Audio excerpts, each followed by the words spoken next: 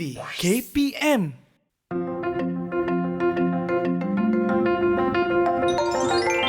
Assalamualaikum, salam sejahtera buat semua. Saya Cikgu Muhammad Khairul bin Muhammad Saleh dari Sekolah Menengah Kebangsaan Raja Ali, Kuala Lumpur akan bersiaran bersama anda untuk pembelajaran pada hari ini. Sudah bersediakah semuanya? Baiklah, sebelum saya memulakan pembelajaran kita pada hari ini, kita perhatikan seketika paparan berikut. Murid-murid, apa yang anda dapat fikirkan daripada keratan berita dan gambar sebentar tadi? Ya, betul tu. Perkataan gulung tikar, muflis, masalah kerugian menarik perhatian anda, bukan? Jadi, inilah yang akan saya kongsi bersama anda pada hari ini. Kita jumpa sekali lagi untuk sama-sama mempelajari kesinambungan standard pembelajaran perakawanan untuk perkongsian iaitu pembubaran perkongsian. Baiklah, sebelum saya memulakan tajuk perbincangan kita pada hari ini, saya akan menekankan apa objektif pembelajaran yang seharusnya dicapai dalam tajuk ini. Diharapkan di akhir pembelajaran murid dapat: yang pertama, merekod pembubaran perkongsian dalam jurnal am. Yang kedua, menyediakan akaun realisasi, akaun bank, akaun modal perkongsi dan akaun-akaun berkaitan. Yang ketiga, menekankan sebab pembubaran perkongsian. Yang keempat, mentaksir untung atau rugi realisasi. Yang kelima dan terakhir sekali, merumuskan penyelesaian apabila akaun modal perkongsi berbaki debit di akhir proses pembubaran. Saya mengharapkan di akhir pembelajaran nanti, anda akan dapat menguasai setiap objektif pembelajaran yang telah saya nyatakan sebentar tadi. Rakan kongsi bebas untuk menetapkan tempoh perkongsian. Jika tiada tempoh tetap dipersetujui bagi jangka masa itu, maka mana-mana rakan kongsi boleh menamatkan perkongsian itu pada bila-bila masa dengan memberi notis mengenainya kepada semua rakan kongsi yang lain. Jadi, pembubaran dapatlah didefinisikan sebagai ikatan perkongsian ditamatkan. Kebiasaannya, operasi perniagaan akan turut berakhir. Semua aset akan dijual dan semua hutang perlu dijelaskan sebelum ekuiti pemilik perkongsi diselesaikan. Pembubaran perkongsian boleh dilakukan melalui perjanjian, penguatkuasaan undang-undang atau sebab-sebab lain. Berikut adalah sebab-sebab perkongsian boleh ditamatkan. Yang pertama, kematian, muflis atau perkongsi tidak siuman. Yang kedua, persetujuan oleh semua rakan kongsi. Ketiga, pertukaran entiti perniagaan kepada syarikat. Keempat, perintah mahkamah. Kelima, tempoh tamat. Dan yang terakhir, tujuan penubuhan tercapai. Apabila perkongsian dibubarkan, langkah-langkah berikut perlu dilaksanakan. Yang pertama, menutup semua akaun aset kecuali akaun bank dan akaun tunai. Aset perlu dijual atau diambil alih oleh perkongsi. Yang kedua, menjelaskan semua liabiliti perniagaan. Yang ketiga, perkongsian membayar kepada perkongsi atau perkongsi membayar kepada perkongsian mengikut baki dalam akaun modal dan akaun semasa. Yang keempat, membatalkan nama perkongsian di Suruhanjaya Syarikat Malaysia SSM. Merekod pembubaran perkongsian melibatkan pembukaan akaun sementara iaitu akaun realisasi. Berikut adalah fungsi akaun realisasi. Yang pertama, membahagikan keuntungan atau kerugian atas pembubaran. Yang kedua, merekod semua aset yang dijual atau diambil alih. Yang ketiga, menghitung keuntungan atau kerugian atas pembubaran. Baiklah murid, tanpa membuang masa, sama-sama kita lihat contoh soalan yang saya ambil dari pembelajaran lalu, perakawanan untuk perkongsian. Format akaun realisasi, akaun modal perkongsi, akaun bank dan akaun-akaun lain yang berkaitan saya akan huraikan dengan lebih lanjut di dalam soalan tersebut.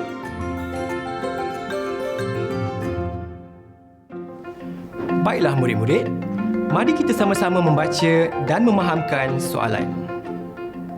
Sarah dan Helmi adalah rakan kongsi yang menubuhkan perniagaan perkongsian Sarah dan Helmi sejak tahun 2015. Mereka berkongsi untung atau rugi mengikut nisbah 2:3. Pada 31 Disember 2017, setelah akaun penamat disediakan, mereka bersepakat dan bersetuju untuk membubarkan perkongsian mereka kerana Sarah mengikut suaminya berhijrah ke luar negara. Berikut adalah penyata kedudukan kewangan pada tarikh tersebut. Perkongsian Sarah dan Helmi, penyata kedudukan kewangan pada 31 Disember 2017.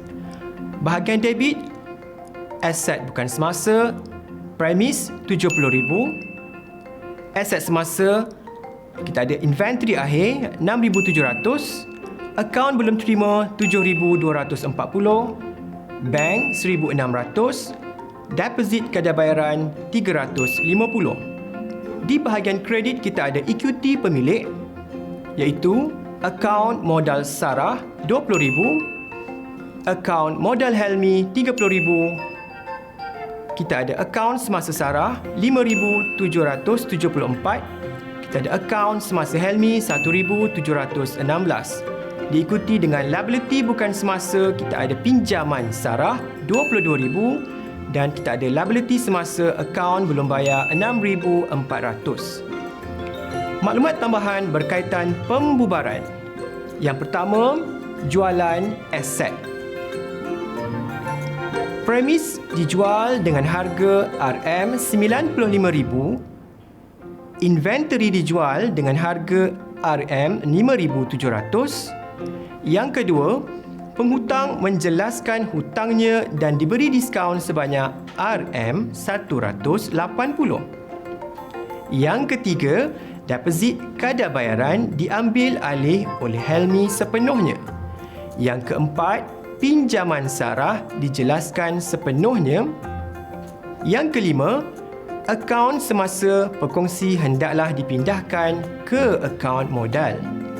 Yang keenam, Helmi bersetuju menjelaskan akaun belum bayar dengan mengeluarkan cek peribadi bernilai RM6,100. Yang ketujuh, belanja realisasi RM650 dijelaskan dengan cek. Yang ke-8, semua penerimaan dan pembayaran dibuat melalui bank. Dan yang terakhir, mana-mana akaun modal perkongsi yang mengalami kekurangan modal hendaklah diselesaikan dengan membawa masuk tunai ke bank. Anda dikendaki menyediakan A. Jurnal Am, B. Akaun realisasi, C. Akaun modal perkongsi, D. Akaun bank dan E. Akaun-akaun berkaitan.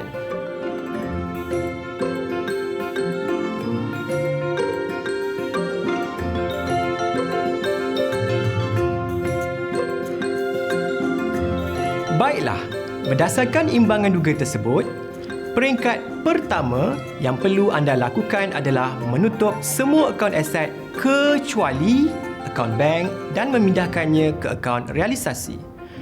Akaun realisasi akan didebitkan dan akaun aset akan dikreditkan. Seterusnya, anda perlu menutup akaun semasa perkongsi dan memindahkannya ke akaun modal perkongsi. Akaun semasa perkongsi akan didebitkan dan akaun modal perkongsi akan dikreditkan. Langkah seterusnya adalah merekod hasil penerimaan daripada jualan aset dan kutipan penghutang. Wang yang diterima akan dibankkan.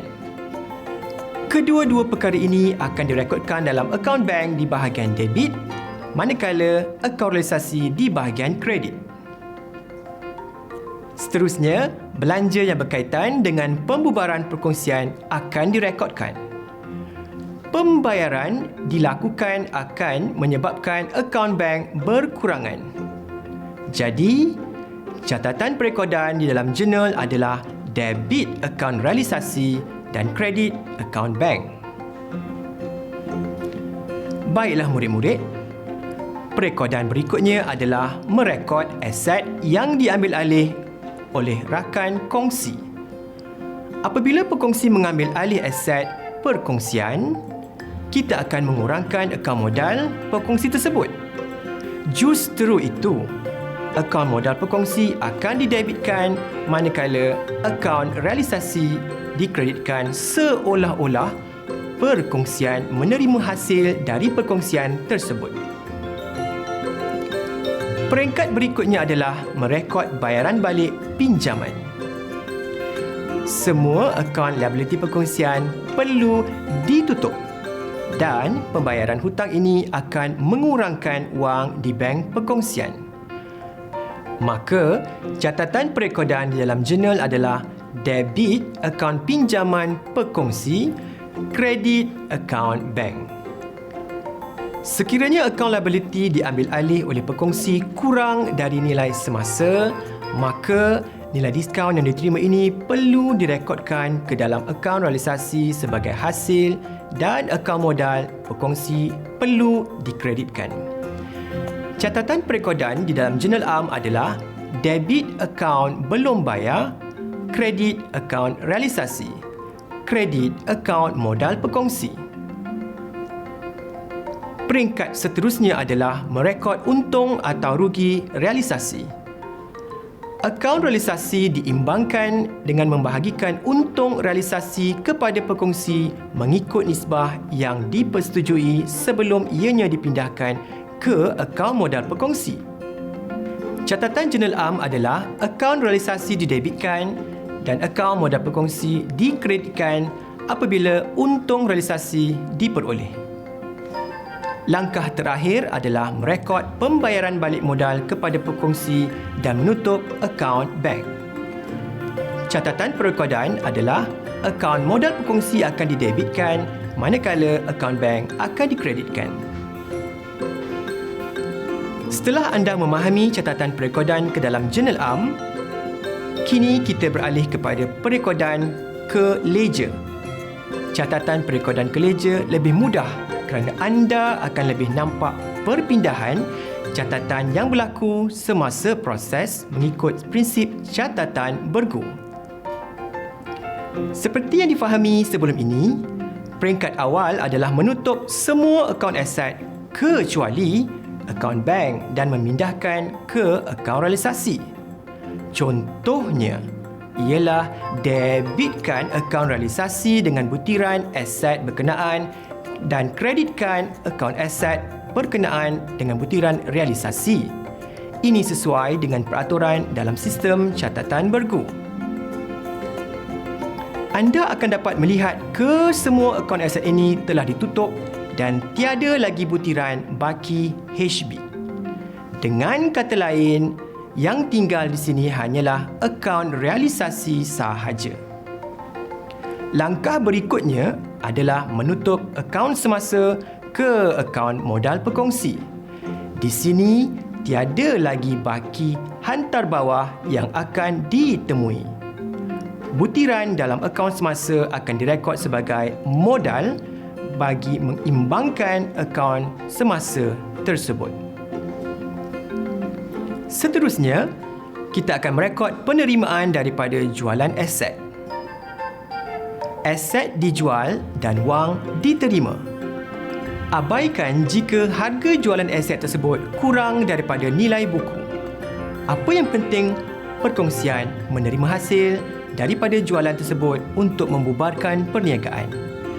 Catatan perekodan tersebut adalah di bahagian debit akaun bank akan direkod dengan butiran realisasi, manakala di bahagian kredit akaun realisasi akan direkod dengan butiran bank. Catatan yang sama juga akan direkodkan untuk penerimaan daripada penghutang. Disebabkan wang masuk, maka di bahagian debit akaun bank akan direkod dengan butiran realisasi, manakala di bahagian kredit akaun realisasi akan direkod dengan butiran bank. Hanya belanja yang berkaitan dengan pembebaran sahaja akan direkodkan. Disebabkan belanja dan wang akan berkurangan, maka perekodan di dalam ledger di bahagian debit akaun realisasi akan direkod dengan butiran bank. Dan di bahagian kredit akaun bank pula akan direkod dengan butiran realisasi. Seperti awal penerangan sebelum ini, segala liability perlu dilunas atau dijelaskan sama ada dibayar dengan wang atau diambil alih oleh perkongsi. Apa yang penting, tiada hutang bagi perkongsian apabila pembubaran selesai dijalankan. Di sini, catatan perekodan adalah akaun pinjaman perkongsi akan direkodkan di bahagian debit dengan butiran bank untuk menutup akaun pinjaman perkongsi tersebut. Manakala catatan di bahagian kredit pula akan direkod dengan butiran pinjaman sara. Seperti yang saya terangkan sebentar tadi, liability perkongsian boleh dijelaskan sama ada dengan wang perkongsian mahupun ambil alih ke atas perkongsi. Dalam situasi perkongsi ambil alih hutang perkongsian, catatan perekodan dalam ledger adalah akaun belum bayar akan didebitkan dengan butiran modal perkongsi dengan tujuan untuk menutup terus akaun hutang perkongsian tersebut. Manakala di bahagian kredit akaun modal perkongsi pula akan direkod dengan butiran akaun belum bayar. Disebabkan hutang yang diambil alih tersebut kurang dari nilai buku, maka perekodan diskaun diterima perlu direkod di dalam akaun realisasi di bahagian kredit sebagai akaun belum bayar untuk menunjukkan hasil diskaun yang diterima.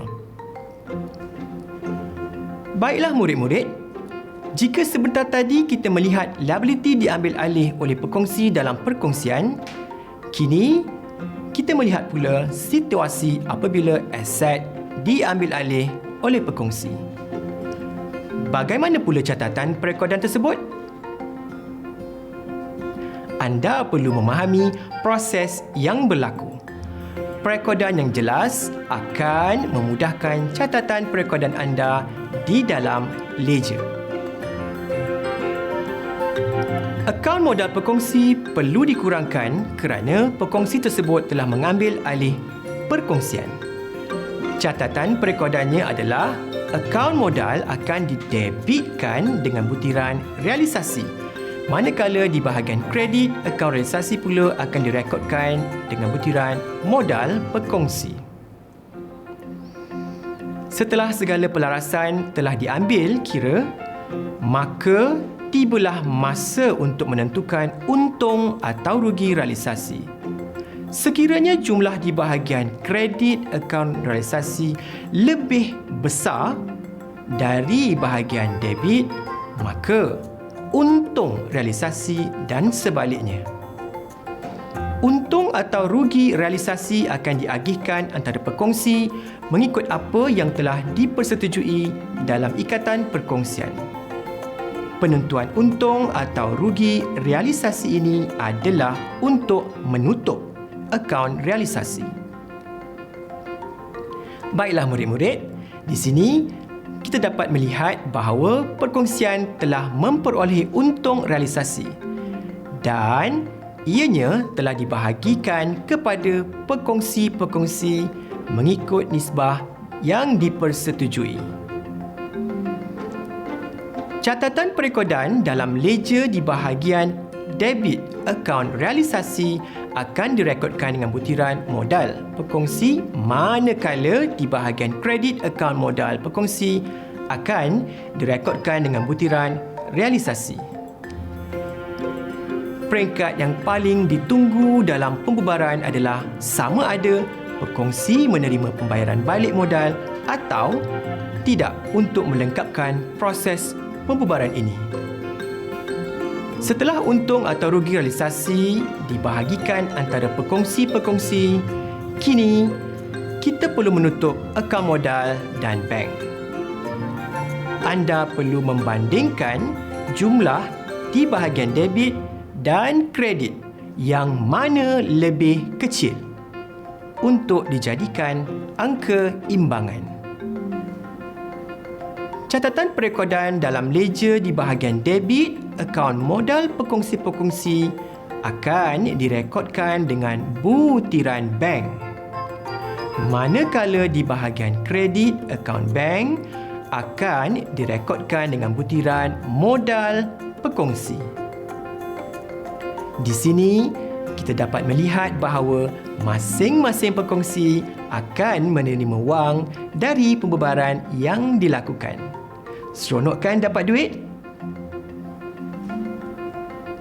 Murid-murid, sebaliknya, sekiranya jumlah di sebelah debit akaun modal perkongsi lebih besar daripada jumlah di sebelah kredit, ini bermaksud berlaku kurangan dalam akaun modal perkongsi dan akaun modal perkongsi berbaki debit.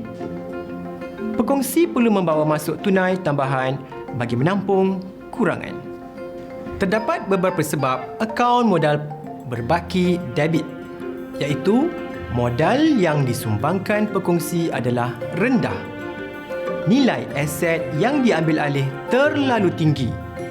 Ambilan yang berlebihan serta rugi realisasi melebihi baki kredit akaun modal perkongsi. Murid-murid, setakat ini sahaja sesi pembelajaran kita pada hari ini berkenaan tajuk pembubaran perkongsian. Saya mengharapkan murid-murid telah memahami dengan jelas akan penerangan yang telah saya sampaikan sebentar tadi.